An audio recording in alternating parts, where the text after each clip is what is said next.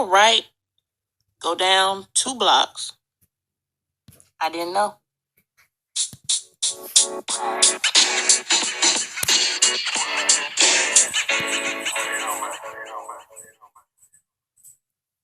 Hi, thank you for tuning in to That's the Setup podcast. I'm your host, Sharika Duncan, a new author of the Setup novel. Check me out on Instagram at Sharika Duncan and on Facebook as Sharika Duncan Author, or my website, sharikaduncan.com.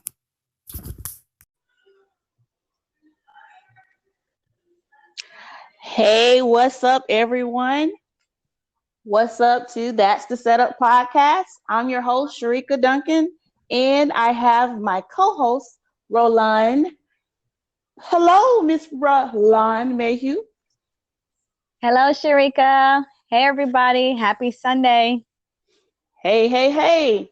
I wanted to definitely get us on this podcast episode because I have some great subject matters that I wanted to touch bases with you in terms of how do we define all of these impersonators calling themselves a boss.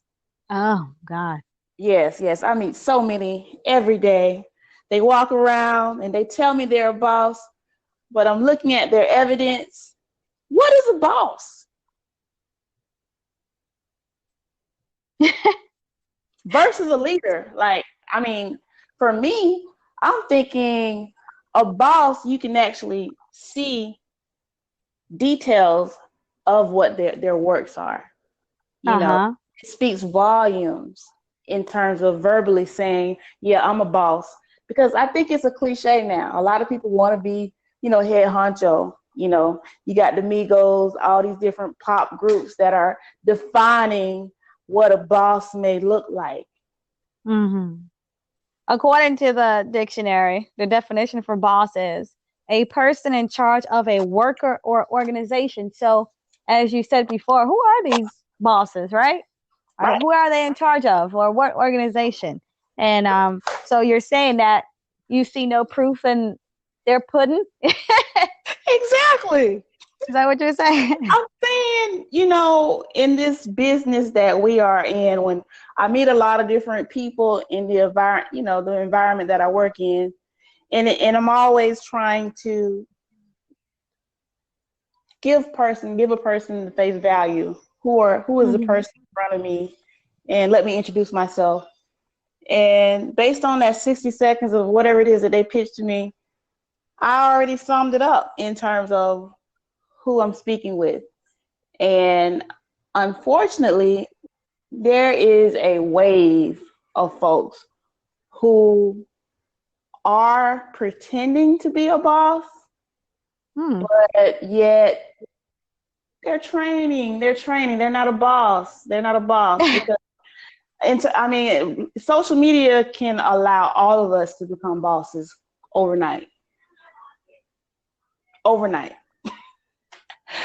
If you with no work put in and you did nothing in your whole life, all of a sudden you woke up one day, you're a boss. Yes, this day and age is crazy because, and I want to say that, of course, it's a good thing if you utilize those resources correctly. But then again, it could be a bad thing because you have people like myself who can just see the truth behind all of the smoke screen. And sometimes it's a matter of how you present yourself, because strong leadership lets you know who you are as a boss. But I'm getting confused on the term leader versus boss, though, Roland. Okay, so first, what is your thoughts or definition of a leader? I'm not gonna look that one up. Give me an example of someone who you think is a leader. Okay. In your opinion. My opinion, if we talk about current times, a leader for me could be someone. I see myself visualizing Michelle Obama, the Obamas. Oprah Winfrey is put on a pedestal to be a leader based on how she utilized her platform. And she's done a great job in terms of being a leader. A leader for me is someone who have like a clear vision. For instance, for example, Oprah. Oprah started off, journalism and, just being in the media world. And she actually was a TV host of another network. She was an employee for a company. She had a clear vision to own her own network. And she reached those goals. So for me, I see that a leader must have clear vision. They must be a visionary. Mm-hmm. For number one. What do you think about that in terms of visionary? Who is a leader in your eyes? A leader in my eyes would be well, first of all, a leader to me is someone who, like you said, lead, they have a vision, but they could command stuff and put things in order. They're not just telling people, hey, you do this and hey, you do that. You know what I mean? They see the full purpose of the individuals that they have or individuals that they want. So they go and seek those type of individuals. Or if they have those individuals in front of them, they see how they can utilize that person to make the vision come true. So a leader has to have clear vision, has to be able to command people, deal with people without being bossy. There's a difference. And to me, somebody who could do that is everyday people. I mean, it don't even have to be like a celebrity. I mean, I personally don't have a celebrity in mind. The only person I can think of is Maya Angelou. That's because I love her. And I felt that, she was able to merge different types of people, meaning men and women of different races, different cultures, and different background, leading them to listening to beautiful words coming from an African American woman who's not your typical African American woman. You know what I mean? She wasn't the kind that they all look forward to seeing. She wasn't a certain skin tone. She didn't have a certain hair type, and you know what I mean? She was just her. Okay. And she was powerful, and she was able to lead a literacy movement, Mm-hmm. for a couple of decades. And she did so without, not that I've known of, but without being bossy, without bullying people, without, being the life of the party, without being so extra. To me, that's a leader. Now, I totally agree with you because based on what you have defined, I summarize it as saying the leader recognizes others' work. Like you have recognition for acknowledging works of others. You see the benefit of what others, contribute to a whole cause. For instance, I visualize the nonprofit, Excellence Dance Studio. Although I knew I could not infiltrate the values that were needed, the core values that were needed to train the best dancer. Therefore, I had to go out and seek, that talent to pour down into the children and bring out the best from their works into them. So I had to recognize their skill set. And so you would consider yourself, so would you consider yourself a boss or a leader? I feel like I am a leader. I want to say that I'm more of a leader versus a boss, based on the fact that I have an interest in teaching in terms of showing the way. I like to share my net worth in terms of if I have a platform such as this is a platform, I love to channel that platform with the proper resources to birth the vision. and show the way. Mm-hmm. Yeah, I Because, totally understand. hmm go ahead.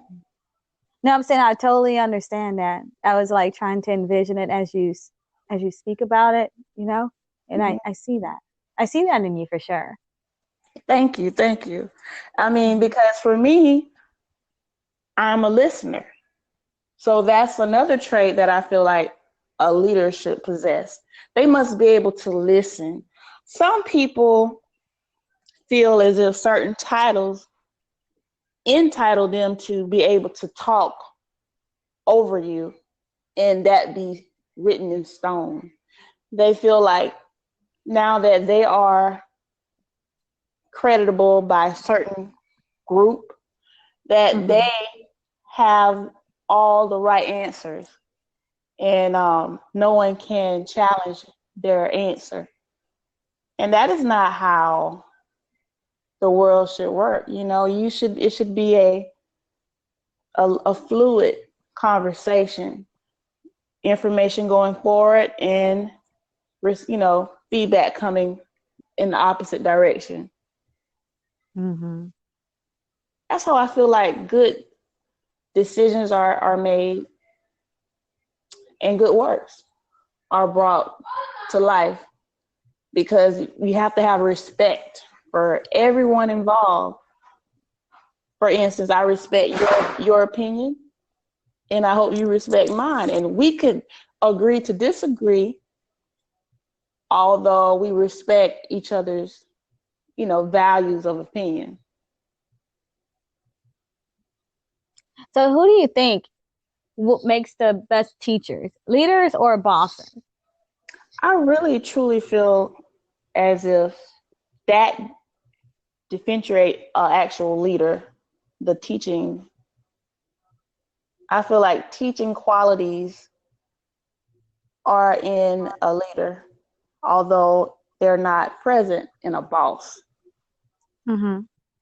Sometimes you have people who, I mean, they can be blessed, had favor because they were associated with a certain group of people that, made celebrity status, and now it paved the way for them to have some of those celebrity resources or favor.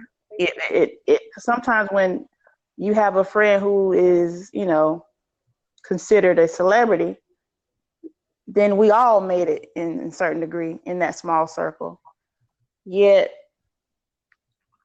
the person who is on the smaller spectrum of the celebrity status usually takes advantage and try to push down information on others as if they are a boss when they don't even have the skill set as a boss. They just are by circumstance in that category, Hmm. if that makes sense. It does, but It's like a know-it-all, A leader is not someone who, like for me, I don't want to ever be considered as a know-it-all type of person. A boss is always this person who walks around as if they could never be wrong. It's so hard to work with bosses sometimes. I deal with that in certain projects where I'm trying to identify my contributions in the project. What mm-hmm. needed for this project is my question to the boss. Okay, that boss will always, for some reason, go back into defining why they are a boss.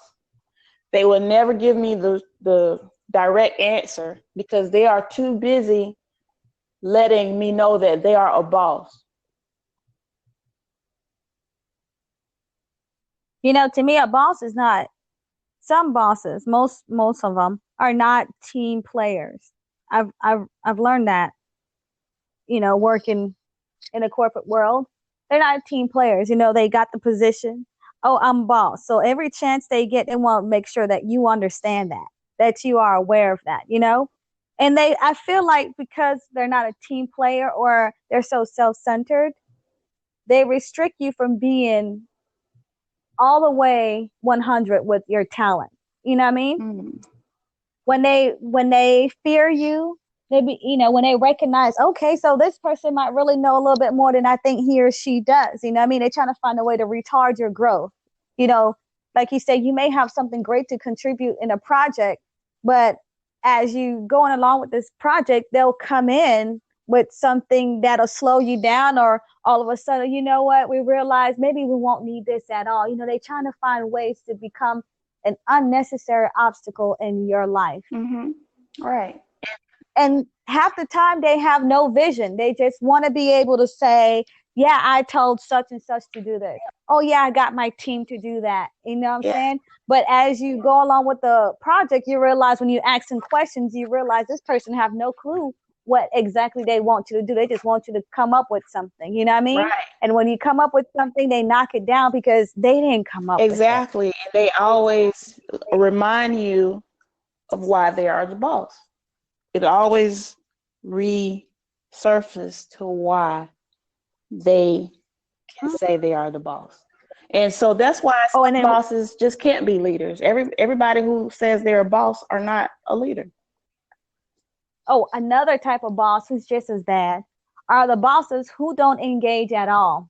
They just let you have free range and just do whatever. Well, in a doing whatever, there's no guidance. There's no one giving you directions. You don't know which way to go, so you just winging it, right? Mm-hmm.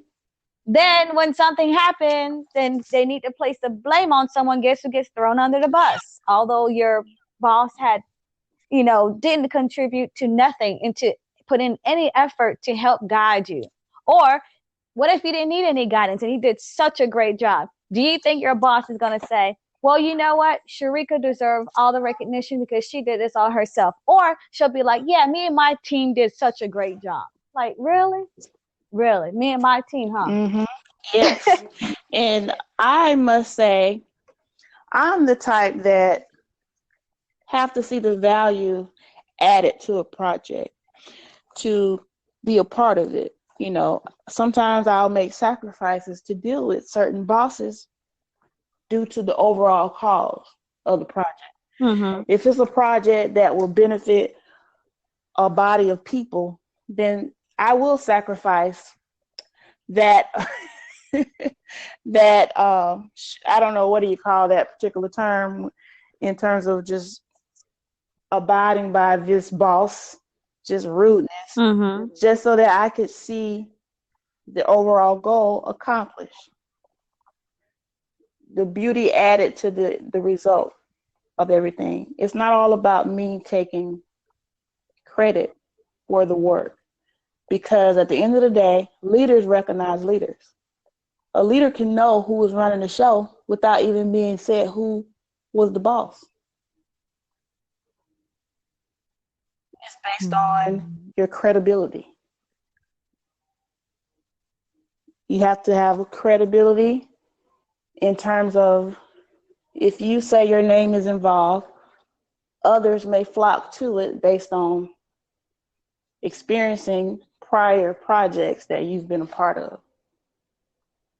And sometimes a lot of people, they take a step back and reevaluate who, just because a project is on the work doesn't mean that I'm supposed to be a part of it.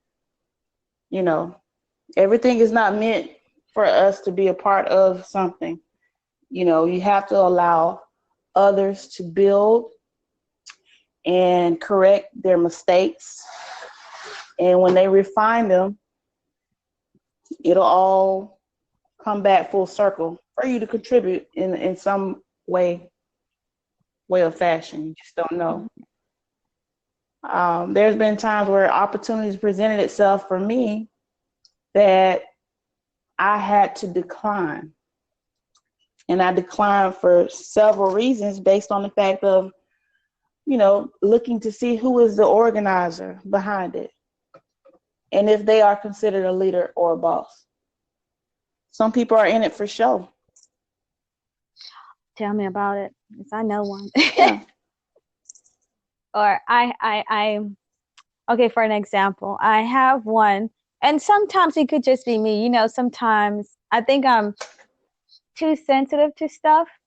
You know, when things happen to you so many times, you're like on your P's and Q's all the time now. Just like, you're not quite paranoid, but you're always on a lookout, right? So we have one where every time, let's say you say, hey, Roland and such, I'm going to send you guys some information and I want you guys to come up with a flyer, an idea or something like that, right? Mm-hmm. Before you can get back to your seat, the other person goes and creates a flyer without you, where it's supposed to be a group effort, mind you. It's supposed to be a group effort, but it's not just flyer, but we're just using that as an example. It's always that one person, you know, who tries to go above and beyond without including nobody who are part of a team. Mm-hmm. So that person, to me, you know, and then they tell you, oh yeah, one day I'm going to manage this and that. So that person have ambitions, which is nothing wrong, but their main goal is not even to be a leader, which they don't recognize. Their main goal is to be a boss. They want to be a boss so bad, to be a manager so bad. You know what I mean? But then where I see you're going to fail at is, although you may become a manager or a boss one day, but your team won't stay together, because how? When you don't even know how to work with the team. Right. And that leads me into the second question. Like, how do you build trust? Because if you have someone like that, how do you find trust in that type of individual? I don't know, but all it does is discourage me, because at this point, it's like, I don't want to work with you. And not because I don't like you, it's because you feel the need to not utilize me. Mm-hmm. You know, you for whatever reason, you think you could carry this on by yourself, because you want to be recognized as, I'm the person who did this. I'm the person who created this, and it's all me. So again, you want the spotlight to be on you and only you. You come in disguising yourself as wanting to be a team player, wanting to be on a team, when you want to be aggressive. And it's like, to me, it's like a silent competition. And I cannot stand silent competition. Exactly. Do you hear me? Exactly. Do not force me into a competition that I did not sign up for, because the way I'm wired right now, I can give two less F's about competing with anybody about something I have little to no interest in. You know what I mean? So don't come through trying to create a silent competition and try to do everything before I can even have a seat. You already got it all set up. Like, damn, can I have a seat at least? Can I at least write my thoughts on paper? You know what I mean? You just want, and then that's one form of that boss. And then we have the type who's bossy, ain't worth a damn, can't do nothing on their own, but they stay trying to tell you, oh, you should do this and you should do that. Oh, I don't think that's good. I don't think, but why are you being so bossy? What do you have to contribute besides opening your mouth and telling you what's good and what's not good? And if it's not good, how can we make it better? Oh, you have no clue, huh? So why are you being bossy again? Exactly. And I see that in children, I see it in adults. And I'm like, at some point, when is enough is enough? Like, when do you tell a bossy person, hey, you're not a real boss, calm it down? Yeah, because then they have this term that they have abused, which is hater. You know, when you're very blunt with the person, then you become a hater, because you're trying to be honest about it. The truth of the matter, that you're not running things. Someone else is behind the scene. You know, sometimes our interns do a lot of the work behind the scene for bosses. I don't even know what happened in their project. They don't even know from start to finish. Mm-hmm. Well, you should see my resume. I think I got a couple of being a hater positions. Yes, I totally agree with you. But somehow we just got to be honest and supportive with each other in order to build that trust. Because it must be earned. Trust must be earned. Do you agree? Mm-hmm. That's true. Yeah, like follow through, commit to following through. Whatever it is that you said that you were going to do, that you follow through with it. We have to be consistent. Because one of the things that happened to me recently, I was challenged